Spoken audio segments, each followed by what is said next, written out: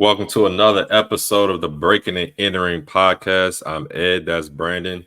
Victory Tuesday. Both of our teams won. Very stressful, both games for us, but we will definitely get into it. Brandon, how you doing today, man?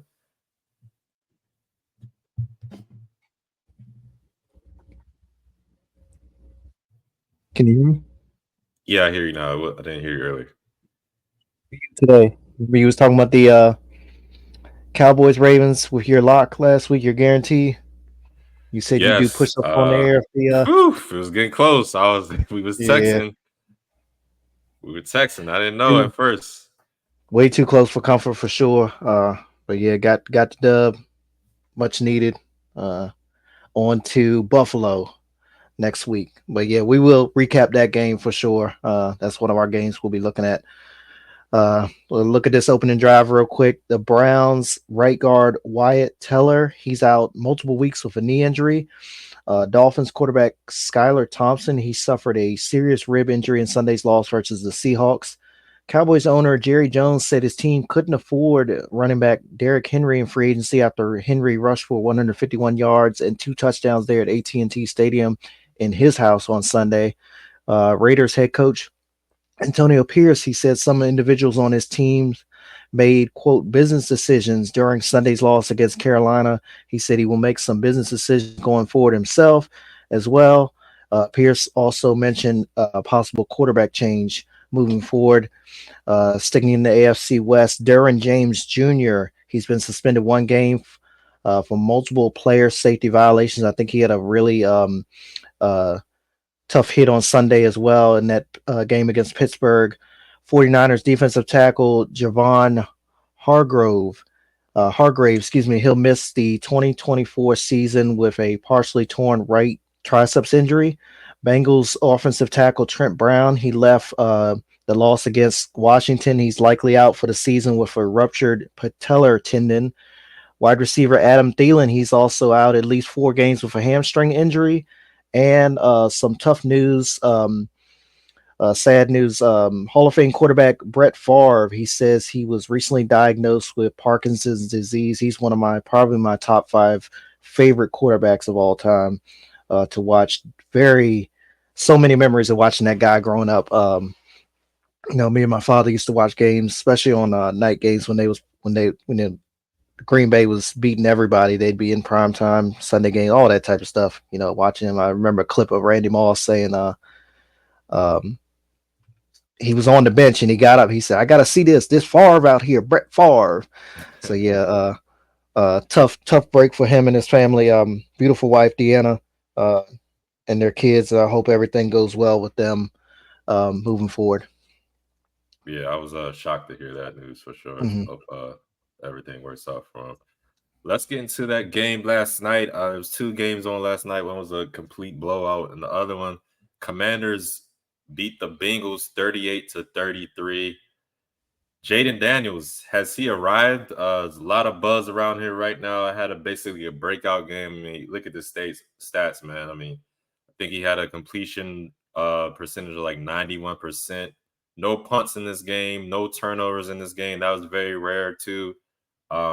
The defense, like I imagined, they got torched by Joe Burrow. I predicted him going for 300 yards and 3+ touchdowns, and that's exactly what he did. But I did not expect Jaden Daniels in this offensive play as well as it did, specifically down a stretch. We needed 4th down conversions, 3rd down conversions, and he was able to deliver each time, man. Austin Eckler, he went out late in that game with concussion-like symptoms, and the Bengals were able to start stopping the run. Brian Robinson did score a touchdown, but late in that game, when we needed running plays, most of them, the effective ones, came from Jaden Daniels as they were loading the box against Brian Robinson. That last play, I'm gonna get into it real quick. Your boy Geno Stone, or your former Raven, he had a couple of big hits. One, I remember I think it was led to that 3rd down play. But either way, De'Ami Brown caught like a screen pass. He's cutting in the middle of the field, and Geno Stone just blew him up. I was like, God damn, he hit the hell out of him. Kind of celebrated a little bit, bumped into one of my linemen. I would kind of wish the lineman would have snuffed him, but at the same time, I'm glad he didn't, because I know it would have been a penalty. But that 3rd down and 7, 2 minutes, 15 seconds left.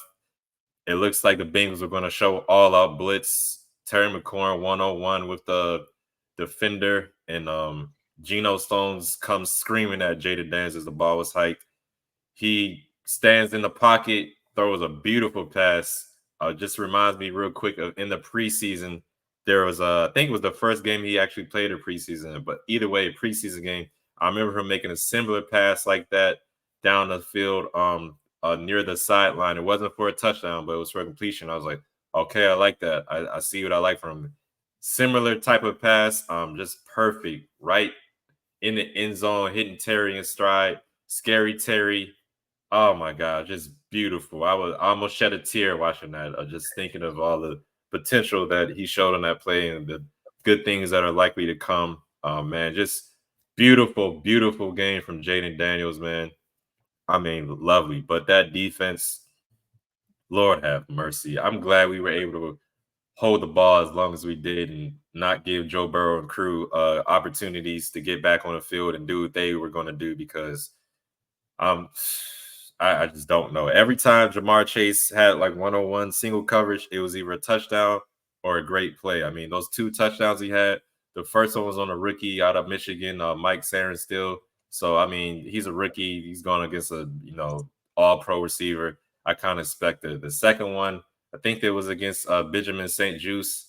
I mean, again, is Jamar Chase, but at the same time, can we roll a safety over there? We need to double him the whole game. I mean, Jesus Christ. T. Higgins, his first game back, he didn't do too much. A little rusty, but Andre Isovas, he had 5 catches, 52 yards, and a touchdown. That touchdown he scored on us, I was like, come on, guys. You could have stopped that, I think. But that defense, we definitely need some improvement. Jerzon Newton, our defensive lineman that we drafted this year, I think he's still banged up with a foot injury. We need him because, honestly, Jonathan Allen and Daron Payne, I think they're getting a little long in the tooth. It just hasn't been what I expected out of that D-line. Like I expected, the Bengals running game gash us when they needed to. When they scored that 33rd point, it's like they walked down the field in like 2-3 minutes. It was like first down, good game, first down, good game, first down, touchdown. I was like, God damn, did any time go off the clock? I mean, Jesus, you put a lot of pressure on Jayden Daniels, but he delivered, showed a lot of poise. Terry McLaurin, very patient, this penultimate pro, man. I love Terry McLaurin, man. And he had his game. Cam Taylor-Britt, I'm gonna talk about you a little later, but just know you ate your words with you saying that college offense. You talked a little smack last week with Xavier Worthy. They beat you. Now, maybe I should have ran a college defense, but I'm gonna get into that a little later down the episode. But yeah, man, I'm happy. I was shocked, and I'm gonna let it go over to you, man. What did you think of this game? The Jayden Daniels and the Commanders, especially when it was against our division foe, helped us out. They're now 0-3, bottom of the AFC North. We're now second. Yeah, so it did kind of help. Just after kickoff, I told you that your team was going to be good by midseason and definitely next year. About 45 minutes into the 45 minutes later, I told you that your team had that game. 20 minutes after that, I said it again. And then about an hour later, I said I had a feeling, and I almost switched my pick to the Commanders. I just had this feeling, man. I know on Friday's show I said that Cincinnati was going to win us. Them at home there in prime time, they're usually pretty good. They're usually pretty stout. But, I mean, y'all came out clicking from the start after the Chase touchdown. Jayden Daniels just plays efficient football, honestly. You know it. You've seen it all year. Damn near perfect game throwing the ball, 21 for 23, 254 and 2 touchdowns. That 91.3 completion percentage you mentioned is the highest ever for a rookie quarterback with at least 20 attempts. And of course, he set a franchise record as well. He uses his speed and his legs to make plays in just the right times as well. We all knew Scary Terry was going to get his, you know what I'm saying? And he definitely did. We had 100 yards receiving and a touchdown, big play of 55 yards. It's good to see the rookie Luke McCaffrey making some plays as well. Austin Eckler continued to make some plays. Too, I didn't realize he had left the game. I didn't see much of this second half myself. But here's the thing about the Bengals, man. Every year they get a lot of hype. I picked them to win the AFC North. I think I had them going to the AFC Championship, rightfully so, because their pass offense is always so good. Whether it's with Barrow and these three, well, the three receivers from last year, he's got two good receivers this year, plus the rookie that you mentioned coming on, or even in the Carson Palmer days, they've always had good pass offense. And then the run game has been consistent over the years.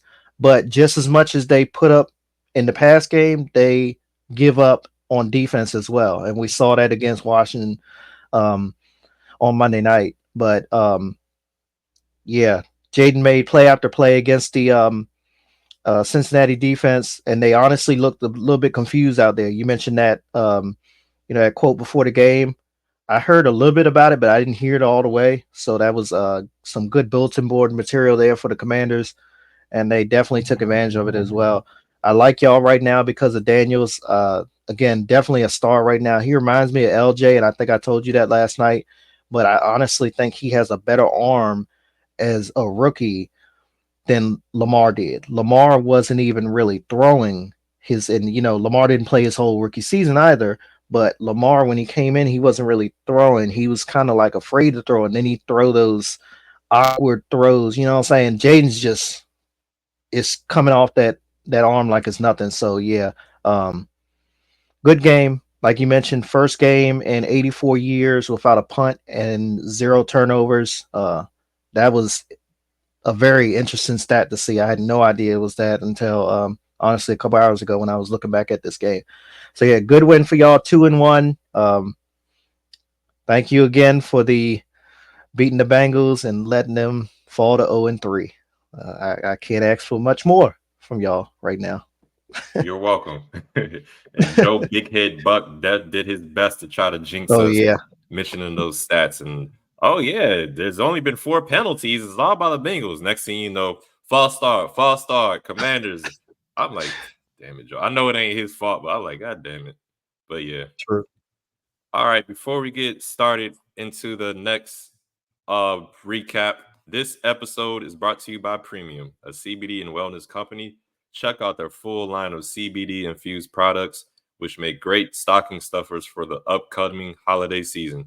Perfect for athletes, weekend warriors, soccer moms, and even armchair quarterbacks. They have CBD infused honey, which is a personal favorite, as well as tinctures and mint and regular flavor. Most importantly, they are veteran and women owned, so come get some of this sweet hemptation and taste the premium difference. Use code BNE for 15% off your first order.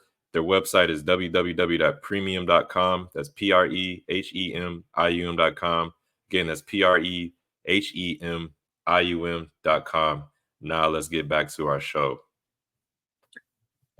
Points put on the scoreboard by the Saints in weeks 1 and 2, but they barely got a third of that on Sunday when the Eagles went down in New Orleans and left with a 15-12 victory. Shout out to the Eagles, man. Their coaching staff, defensive coordinator Vic Fangio, they really came out with a game plan of limiting the Saints' run game and keeping the offense out of the end zone, obviously. New Orleans finished with only 1 touchdown on the game, 12 first downs altogether. They were 0 for 1 on 4th down, and the time of possession was quite similar. They only had the ball about 5 minutes less than Philly, but just a great game plan for the Eagles defense, and it definitely showed on the scoreboard and in the stat line.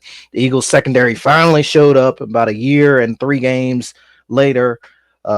We saw some good play from their secondary, really contained, besides Dallas Goedert, but honestly contained that Eagles skill position player. While I was monitoring this game in the early window, I was shocked by the scoreboard. I mean, it started out Philly got blanked in the first 3 quarters. New Orleans only scored a field goal in the first quarter, and then it kind of got interesting there at the end. Good teams find good ways to win games for sure. Kellen Moore, he got back to the basics. We saw Saquon Barkley 17 for 40, 147, a buck 47, 2 touchdowns. Jalen had a couple rushes as well. Dallas Goedert, again, he had his best game of the year, 10 receptions, 170 yards. I like the Eagles team. I think once AJ Brown comes back, they'll be even better. This is what we expect from them. I did not expect New Orleans to have a game like this against the Eagles defense. I mean, they weren't exactly, a top defense to start the season. So to think that they went from probably two straight 40 burgs down to this is quite interesting for sure. But I'm sure the Saints will rebound as well, and we'll see how they look moving forward. But yeah, the Eagles, congratulations to them. A big road win in a very tough place to play. Did you catch any of this game? Yeah, I was watching Red Zone and I saw a couple of the plays. Red Zone be funny with games they like to show and not show. But yeah, I think the last game the Eagles played against the Falcons, the defense specifically was embarrassed by that giving up that last drive, and they came Yep. out practice this week trying to make sure that they stopped the run, which they did for the most part. I mean, Kamara still had 87 yards, but when he needed to run the ball the most, they were able to get stops. I think they had a big fourth down stop late in that game, and we were doing a preview of the NFC South, and I was talking about Derek Carr and how I'm not sold on him. And when they needed Derek Carr to throw the ball this game, he threw an interception. Reed Blankenship, safety for the Eagles, picked him off to basically seal the game. So yeah, great win for the Eagles. That defense showed up for once. We'll see how they look going forward. Jalen Hurts, he did throw an interception, but he had 311 yards. Saquon Barkley, another monster game. You see the stats: 147 yards rushing, 2 touchdowns. I'm gonna point it out there. MVP. I know it's a quarterback award basically, but I don't know. Saquon Barkley is definitely the best player on that team. Giants continue to look dumber and dumber for letting him get away. They should have kept him. But yeah, man, good win for the Eagles. Ugly moment in the game though. Devontae Smith, he took a big hit. I think he got knocked out of the game. There was a clip that was going around on social media. One of the defensive linemen that was involved in the play for the Saints looked like I don't want to say he spit on Devontae Smith, but you can see spit coming out his mouth in Devontae Smith's direction as he lays on the ground. I think like knocked out. So that's definitely not a good look. It kind of pissing me off watching that. I know it pissed off some Eagles fans. So I haven't heard anything about the guy who did it, if he got in any trouble or anything like that, but definitely not a good look for that. But yeah, other than that, overall good game, good win for the Eagles. Not looking forward to playing them if they play like that going forward, because they definitely will do some damage to Jaden Daniels, because he did take a little hit when he scrambled for a first down and against the Bengals. But yeah, man, good overall win for the Eagles. All right, a game that kind of shocked me with the outcome. Giants beating the Browns 21-15.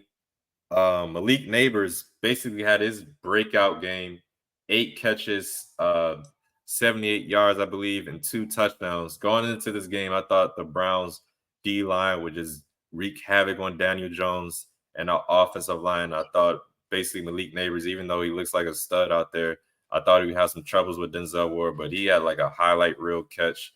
Right now, up there with catch of the year for me, where basically Moss caught the ball, pulled it away from Denzel Ward, he was basically over Denzel Ward's back and pulled the ball away from him.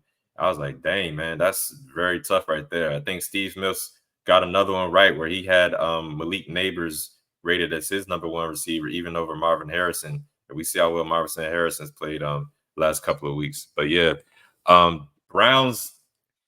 Giants defense, excuse me. I think they sacked Deshaun about 7 times, if I'm not mistaken. I could be tripping off that. Yeah, the defense got 7 sacks in that game. That's usually what they do against the Commanders. So salute to that Giants defense for stepping up. Deshaun Watson had a rough game out there. He did throw for 2 touchdowns, both to Amari Cooper, but he lost 2 fumbles, and that run game is pretty much non-existent. Jerome Ford didn't do too much. I think Deshaun Watson was like 2nd in rushing yards out there. What did you think of this game, man? You see any of it? Giants predictable, man. Week 1, they're dominated by the Vikings. They only managed 6 points. Week 2, they lose against your Commanders by all field goals. And then week 3, Daniel Jones looks like Phil Simms. I just don't know what to expect from them, honestly. For real, for real. 3 things that were working right for them on Sunday. They need to continue on Thursday night against the Giants. 1, Daniel Jones turnover-free football. When he limits his turnovers, he doesn't fumble, doesn't throw an interception. They're pretty good. Um, two of his running backs lost the ball, but he didn't. So that's always good for him. I mean, that's one thing that we've always known about Daniel Jones is he's a lot of turnovers. Him and Trevor Lawrence. Trevor Lawrence, which I just realized had the most turnovers since 2021, and I thought Daniel Jones had him beat, but apparently not. Number 2, Malik Neighbors, as you mentioned, continues to make big play after big play. Youngest wide receiver to have 2 touchdowns, receptions in a game. Uh, youngest youngest wide receiver ever to do that. I think he and Jaden Daniels, your quarterback, are obvious clear front runners for offensive rookie of the year right now. And the pass rush, not 1, not 2, but 8 sacks on Deshaun Watson. And we had a Brian Burns sighting on Sunday as well. So, things look good there for the Giants. They're in a close win. They're in the dog pound. Cleveland lost 3 offensive linemen to injuries. Myles Garrett was also banged up. I think that kind of factored into it as well. Again, if Daniel Jones can find ways to not turn over the ball, not give the ball to the other team, they play decent football. So, yeah, good job to the Giants. Despite being shut out in the second half, they edged out the Browns there. A very tough defensive Browns team. They went in there and pulled one out from the Cleveland Browns. Again, thanks to another NFC East team for beating an AFC North team. I'm very impressed with these NFC East teams right now.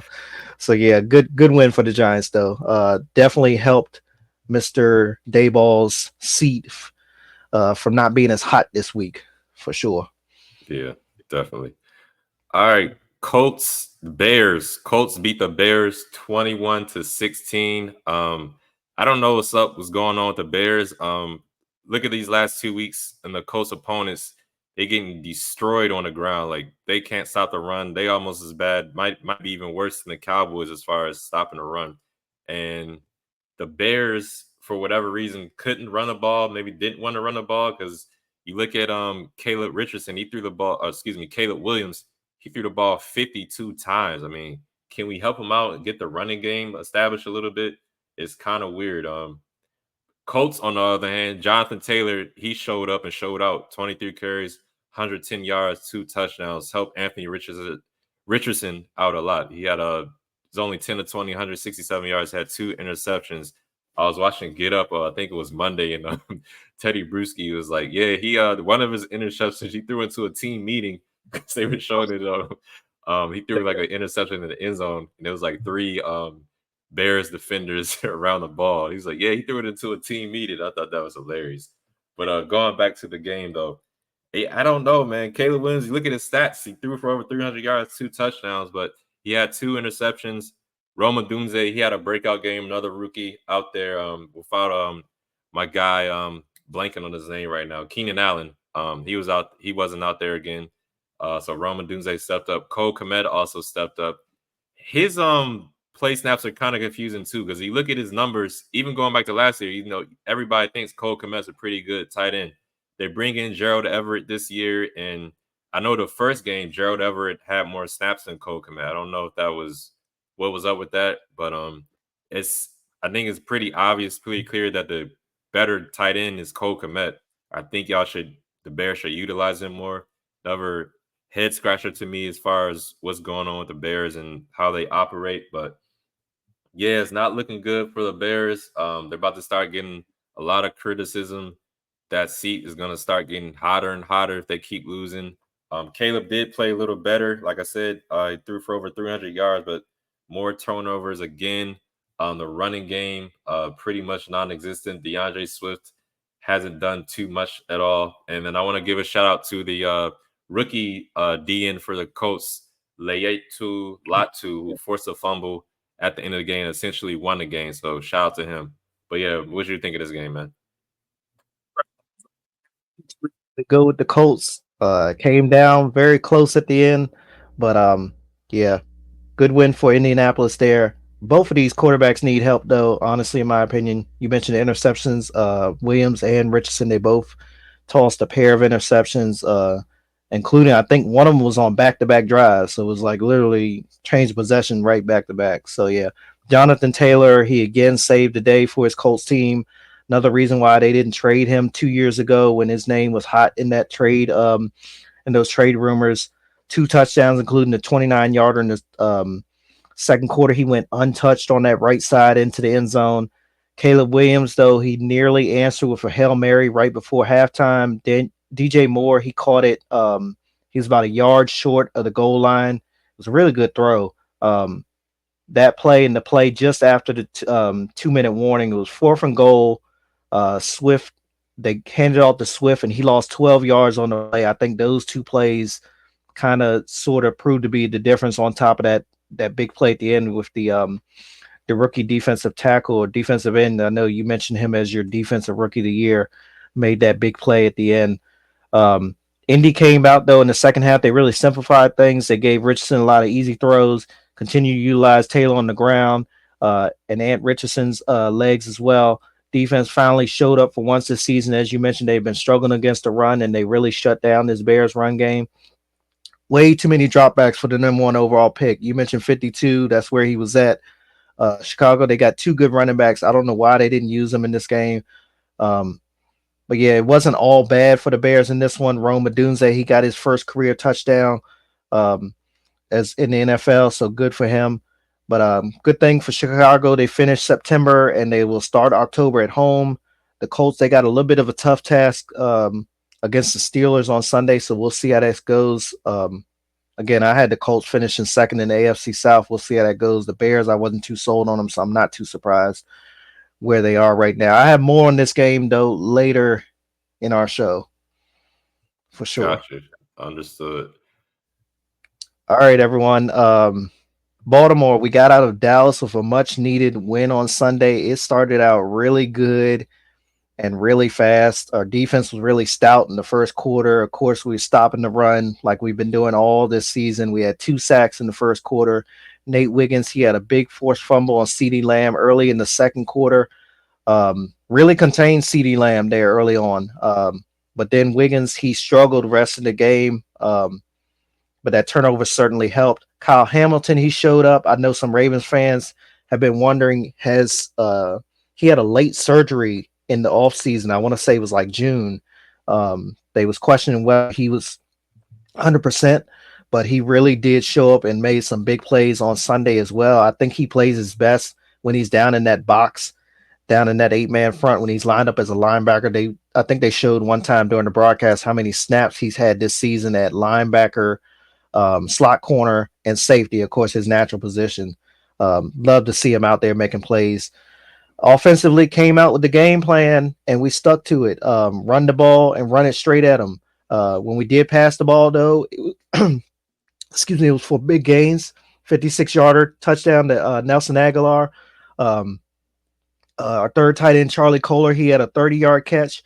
Derrick Henry had a big catch for 23 yards. Big chunk plays. They certainly helped out early on in that first half.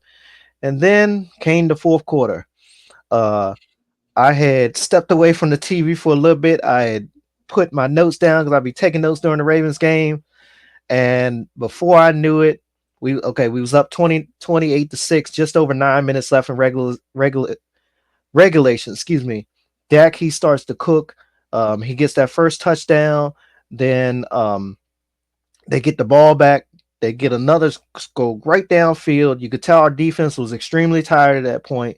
Then they kicked the onside kick.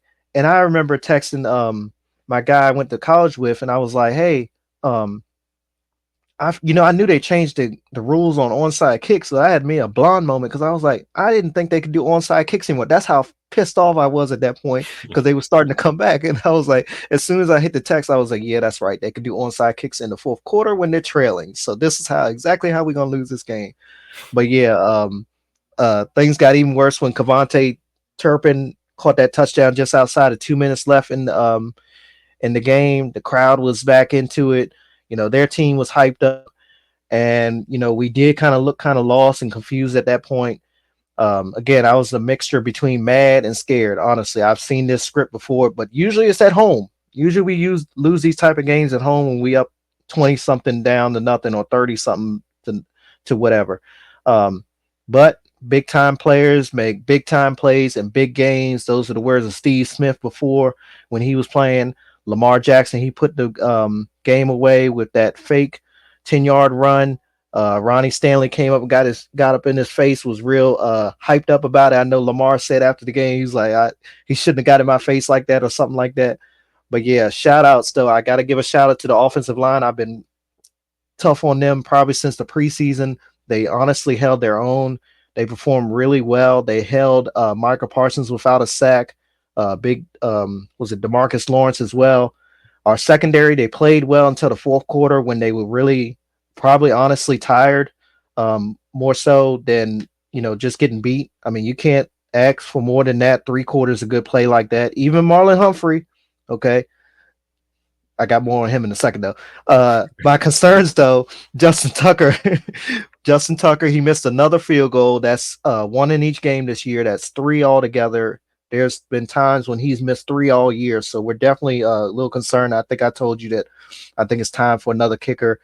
Not during the season, but possibly during the off season. I don't think they'll get rid of him, but I think it might be time to consider quite possibly carrying two kickers on the roster next year or seeing what Jordan Stout can do if he can kick those long field goals. Marlon Humphrey on the plane ride back home. You sent me the video. I seen it too. Lamar's sitting there chilling out, listening to his music, whatever. And here come Marlon Humphrey on his IG live or something. And LJ's like, you need to chill. We have a lot of work to do, stuff like that. And Marlon's like, oh, whatever. And then they dab it up and then he ends the video. But yeah, he got a point, man. Marlon had a good game. I gotta give it to him. You know, he had a really good game compared to his first 2 weeks. But yeah, we do got a lot of work to do, man. Because that 28-6 and to have them come back nearly win there, that would have been disastrous. It would have been over. Like I said, a loss on Sunday, it would have been over. But yeah, all in all, it's a win. I'll take it. We got two more must wins coming up. We got Buffalo and Cincinnati back-to-back weeks. We got to win those games against our conference to have a shot to make the AFC playoffs. We'll see how it goes, man. Buffalo showed off, obviously, as we all saw on ESPN last night. So we'll see how it goes next week. What were your thoughts on this one? Yeah, man. Cowboys can't stop the run or run the ball. Yeah. This is a recipe for disaster. I'm not sure what they're gonna do with either side of the things. They just can't magically go out and find somebody to fix that. So I don't know. It might be a long season for the Cowboys. I think I saw the screenshot of the headline, like Stephen A is tired of trolling the Cowboys. I mean, that's how bad it's starting to get for them. Zay Flowers, he whiffed on that first onside kick, and I was like, oh my God, I'm about to give him bonehead play of the day for that. That was bad, but he made up for it. I think he had a big, I want to say it was a third down conversion to help to keep the drive alive, keep the clock going late in that game when y'all defense, the secondary was just folding like lawn chairs. Y'all was looking like the Washington Commanders out there the way Dak started throwing a party against y'all. Y'all did, like you said, shut CD down for the most part. I think like Dak said, the team needs to be more professional. I saw on the sideline him and CD kind of was going at it, and then CD had that fumble that got forced out. He dropped some balls, so it definitely was not a good game for CD Lamb. I think Jake Ferguson, he had himself a good game, but yeah, man, I'm not sure what the Cowboys going to do. They got the Giants next. Honestly, right now I'm leaning more towards the Giants because I don't think they'll be able to even stop Devin Singletary and the crew from running the ball. And I'd love to see how Malik Neighbors will look out there, but who knows? Maybe it could be a good game for Michael Parsons and crew, but we'll definitely see how that goes when we talk about the game on Friday. But yeah, man, good win for y'all. I was getting prepared to do them push-ups. I was like, oh my God, what is going on? But like you said, Lamar Jackson put the team on his back in the end with that fake end around jet sweep and ran it up the middle to get that first down. I was like, whew, thank God. I know you was happy as well when that play happened. So yeah, salute to the Ravens, 1-2. A good test against the Bills next week. And I'm looking at the Bills and who they beat so far. They beat the Cardinals. They did come back and beat the Cardinals, but jury's still out on the Cardinals. The Dolphins, I mean, we all saw what happened. Tua went out. Before Tua went out, honestly, it still looked like they had a chance for the Dolphins to come back. And then the Jaguars, who I have lost complete faith in. Trevor Lawrence, I mean, Jesus, the Jags was pathetic. They should have put that game off of air after halftime, to be honest with you, because that game was just outright pathetic. But yeah, salute to the Ravens in that win, man. Y'all definitely needed it, and y'all got it done. Yeah, well, we'll talk about it on Friday, but I'm more concerned with Josh Allen and his legs and was it James Cook? Yeah. Than their passing game, honestly. Even their defense honestly doesn't concern me too much. Greg Rousseau, but yeah, we'll talk more about that on Friday. For sure, we got some player awards to hand out for week 3. We'll start first with offensive player of the week. I'm going to break the rules. I got 3 guys, but I'm going to lean towards the first one. Jaden Daniels, rookie, was 21 for 23, 254 yards, 2 passing touchdowns. That is his first passing touchdowns or passing touchdown of his career. Under the lights there in the jungle. He also compiled 39 on the ground and a rush touchdown as well. Throws the ball very, very efficient, very well. He doesn't make those costly mistakes like some rookie quarterbacks do in their first season. Turning my attention to the West Coast, Juwan Jones, losing effort. He still was responsible for 18 of his San Francisco 49ers 24 points, despite the loss. 11 receptions, 175 yards, and 3 touchdowns on a day that Kittle, Debo, and Run CMC were all out. Number 15 stepped up for his team. And lastly, I got to stick with my guy, my running back, Derrick Henry. Again, I wasn't sold on him when he first came to Baltimore because I thought we could run the ball with anybody. But it feels good to have this guy as a weapon and us not trying to stop him. I think he had 2 big stiff arms in that game as well. 25 carries for 151 yards and 2 touchdowns. He honestly could have went over 200 yards if we had played right in the fourth quarter. But I'll take it. I know we're going to get to one. I know we're going to get him over 200 yards one of these games. I feel it. Okay. I feel it for sure. So who's your offensive player of the week? Yeah, I got Jawad Jennings as an honorable mention for me too. Had him on my bench in fantasy. I picked him up, but I thought, Brandon Ayuk should get it done. But nope, Jawad Jennings was the guy who done it for the Niners. So that stings a little bit. But my player of the week for offense, I'm going to have to give it to Andy Dalton, the Red Rocket. He came out there. He was the first player to throw for 300 yards and 3 touchdowns, and Joe Burrow did it later last night. But yeah, the Red Rocket came out there as like a breath of fresh air for the offense. Chuba Hubbard, he had 21 rushes, 114 yards. So yeah, salute to Andy Dalton. Maybe he'll have like a Joe Flacco type year and get the Panthers in playoff contention. So far, they was talking about that in the pregame on NFL Network on Sunday. Like, it's been a lot of running rush yards this year, which is different, obviously, than what we've been used to. Turning our attention to the defensive side of the ball, defensive player of the week. Woo, Nelly, man, a defensive domination up there in Minnesota, man, at US Bank Stadium for the Vikings. I'm going with Jonathan Greenard. I guess I'm pronouncing his name right. Going up against his former team. The linebacker finished with 4 tackles, 3 tackles for loss, 3 sacks. He made it for a long day for that offensive line of the Houston Texans. Who's your defensive player of the week? I'm going to give it to Jair Alexander, cornerback for the Packers. Have 5 total tackles, but he had that one pick 6. So I'm going to give it to my man, Jair Alexander, for defense player of the week for me. Okay, special teams. Got to give love to these guys as well. Kickers are making a difference in the NFL this season for sure. I remember a few years ago when you talked heavily about how bad some of these guys were. Your favorite word was doink.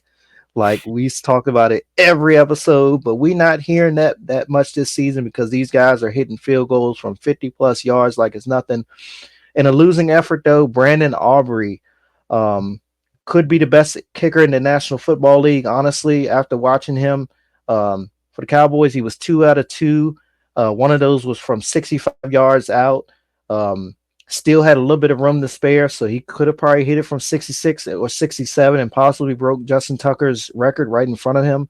Again, a couple weeks ago, I think he almost had an attempt from 72. Yes, this one was indoors, but a successful kick is a successful kick. I'm going Right. with Brandon Aubrey of the Dallas Cowboys. They call themselves America's team. How about you? Who's your special teams player of the week? Same one. I got Brandon Aubrey as well, for the same reasons you mentioned. So yeah, Yep, that's my special team of the week. got you. All right, Bonehead play call of the week. I'm gonna go with you first. See who you got. It's not really a play. It's more of what he said. Cam Taylor Britt running his mouth saying, the Commanders got a college offense. Well, you definitely ate your words because you got beat by the college offense. Maybe needed to play college defense. Y'all wouldn't have got shredded by Jaden Daniels and company. So yeah, Cam Taylor Britt, you are the bonehead of the week. I think I gotta watch the video. Shannon Sharp had some words for you and told you to shut up and play, something like that. I gotta check that video out for a sake. But yeah. Cam Taylor Britt, bonehead of the week. Who you got? Matt Eberflus, the Chicago Bears head coach. Never been high on this guy, but your team had just scored a touchdown in the fourth quarter. It was the first touchdown from Caleb to Rome Odunze. Your team is hyped up. Scores now Indianapolis 14, Chicago 9. You're confused on whether you're going for two, and I think I got that score wrong. Either way, um, he was confused on whether he was going for two or kicking the extra point. He throws his hand up and goes a one, then he goes a two. Then he has to take a timeout because the time clock, the play clock was going down. It was just a complete mess. After the game, he was asked about it. He said, "quote That was not. That was just not good. I called a timeout to make sure the guys were ready and got them alerted. Okay, after all that, um, they went on and kicked the extra point, but still, just as a head coach, yes, you got a young team, you got a young offensive line, a young quarterback, and wide receivers and everything. You're supposed to be the one alert, knowing that before that before you send that quarterback on the field for that drive, that offense out there, you're knowing that hey, we're going for two if we score here. Most teams know that in those type of situations. You've been a coach what 2 3 years now. You should know that. What a mess, man. And then this is part of the reason why the Bears have continued to struggle over the years. So yeah, my bonehead player call of the week goes to Matt Eberflus of the Chicago Bears. Gotcha. Well deserved. All right, let's get into these other scores around the league. Happened over the weekend. Jets steamrolled the Patriots on Thursday Night Football, 24-3. Packers win their second straight game with Malik Willis. Revenge game, I guess, for Malik Willis too. Beating the Titans 30-14. Titans look kind of stupid right now the way Will Levis is playing. How Malik Willis came out there and got the job done. I know that's egg on their face. They wiping off. Vikings destroyed the Texans 34-7. Who would have thought the Vikings beat 3-0? I for sure SL didn't. Steelers beat the Chargers 20-10. Broncos secured their first win of the season 26-7 over Tampa Bay. Bo Nix played pretty good out there. Panthers beat the Raiders 36-22, like I mentioned. Andy Dalton came in like a breath of fresh air for that offense. Seahawks crushed the Dolphins 24-3. Rams getting a win column for 27-24 win over the Niners. Lions edged the Cardinals 20-13. And Buffalo mopped the floor with the Jags 47-10. I mean, absolutely blew the doors off them. They honestly probably could have benched the starters after halftime and put Mitch Trubisky and crew in and still would have beat them very easily. Which of these games caught your attention the most, though? Is dangerous, honestly, low key. I think they're not getting a lot of attention right now because Jordan Love isn't playing. But two straight wins without their quarterback, my MVP candidate for this season. Despite the competition, though, they could easily be 3-0. They could have easily beat the Philadelphia Eagles there in Brazil. This Vikings defense is on point, man. Destroyed the Texans, as you mentioned, 34-7 there. Not a good homecoming for Stephon Diggs and his Houston Texans team. Chargers and Steelers. Please let Herbert recover 100% before week 4. They play the Chiefs on Sunday. But another good defense up there in Pittsburgh, man. Just as good as Minnesota, if not better. Definitely that pass rush, man. TJ Watt and those guys. Let's see. The Dolphins and the Seahawks. pray for the quarterback situation with the Dolphins. They lost another quarterback. We saw Skylar Thompson leave in that one. Of course, we know Tua's out for a couple more weeks at the minimum. So they're trying to find their way with the quarterback situation. And yeah, that Buffalo Jacksonville game, nothing went right for the Jags. I mean, literally, even the plane had mechanical issues leaving the stadium or leaving the airport.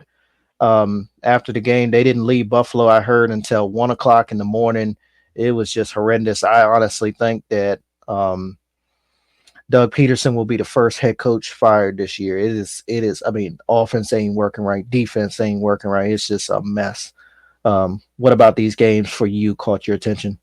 Definitely the Rams beating the Niners, coming back to win 27-24. I know the 49ers were without a bunch of guys, but I thought they would get the job done against the Rams, who hasn't played good in the last couple of weeks. That defense, for one, I thought would get gashed, but definitely that Rams game was surprising me. Like you mentioned, the Packers game, happy Malik Willis was able to go in there to beat the Titans, his former team, who basically gave up on him for Will Levis, who has not looked good so far. He's getting yelled at and showed up by the coach on camera, off camera. I mean, damn, he probably getting cursed out right now by his new head coach in Tennessee.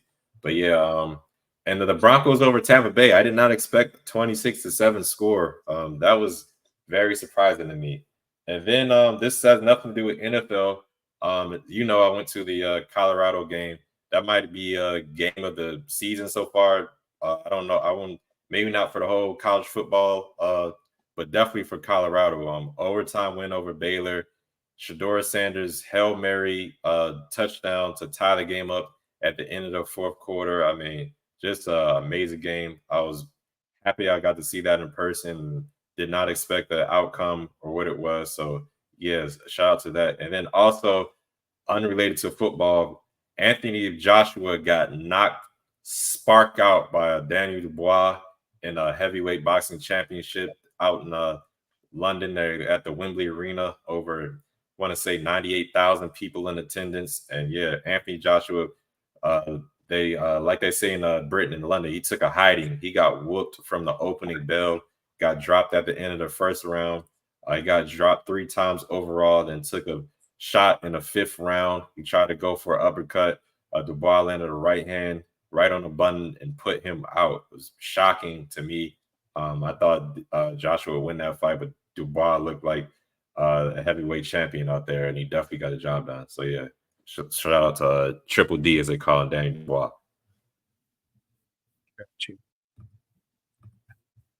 That's going to do it for this episode of the B&E Podcast presented by Premium. Got a big game on Thursday Night Football, Cowboys at Giants.